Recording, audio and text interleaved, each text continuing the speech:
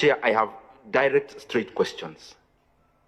One, PS, in your presentation, you state that the revenues up to the time you presented, 8th of April, have gone up by 3.5%. Inflation is 4.1%. So in real terms, therefore, our revenues have actually gone down in real terms if you discount inflation from the nominal growth of revenue.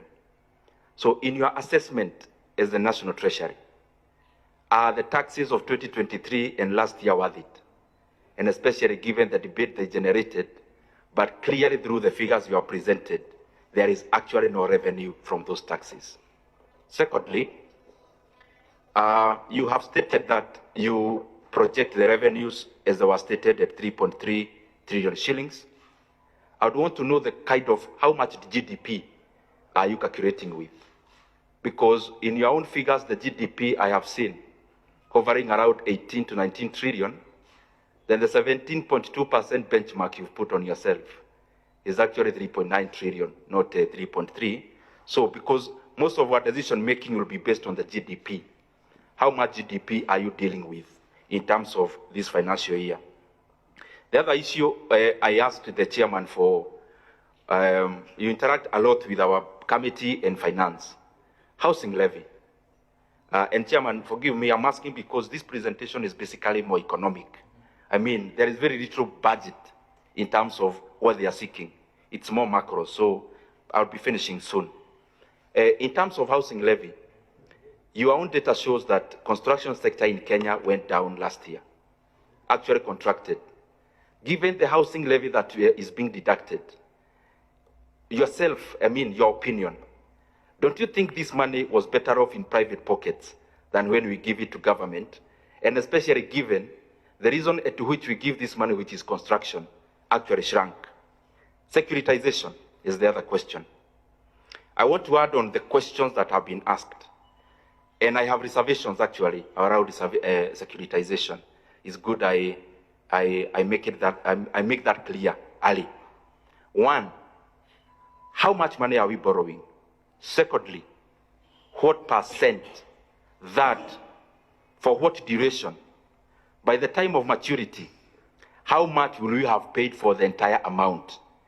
And then on that securitization, supposing now PS, when you are PS for the National Treasury, you came into your position and your predecessor had securitized all the revenues of government.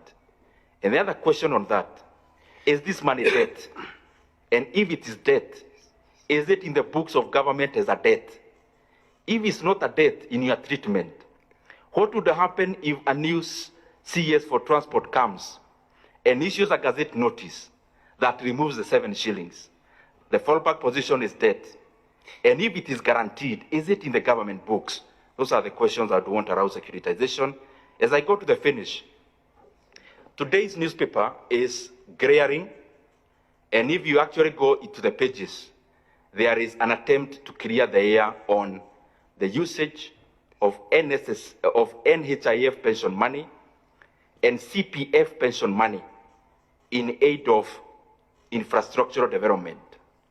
Honorable PS, honestly, why would we put the workers of Kenya in such a hotline? The expressway you already have, and you have the accounts, they made a loss last year. And then we are here pressuring the pension funds, and especially NSSF and PCF, to invest in a project or in nature of projects that I have shown in the past they are not attractive in terms of their commercial viability. Is it prudent that the NSSF invests pension money in infrastructure projects, and especially given the example we already have is making losses? Privatization is the other one. I saw there is an attempt to privatize some of the government assets, and especially Safaricom. I would want to know what is the timeline. Because as you know, Bwana Kibet, I'm sure you are very well versed in that, and especially given you're also a director in Safaricom.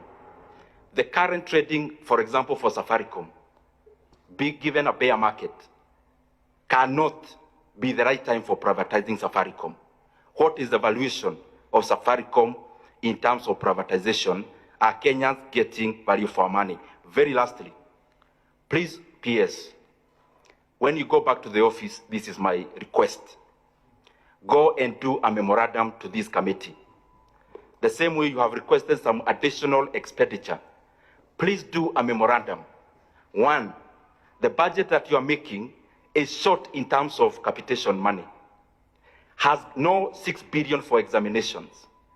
Basically, we are just budgeting, knowing we are going to increase our deficit later.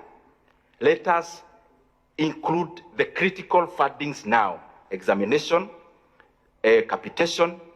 Please do a memorandum of including 3.8 billion shillings for UHC healthcare workers, Honorable PS. The entire 8,571 for their confirmation to permanent and pensionable. In a budget of 4.2 trillion, 3.8 trillion is barely just 1% of that money. Actually less, 0.1% of that money. And also include the amount for village elders.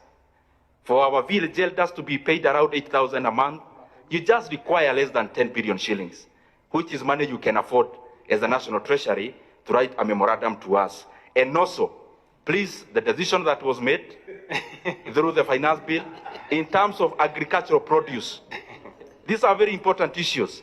We cannot afford to move agricultural inputs from zero rated to exempt, because as we talk now, Uga prices is in its highest prices for the last 18 months.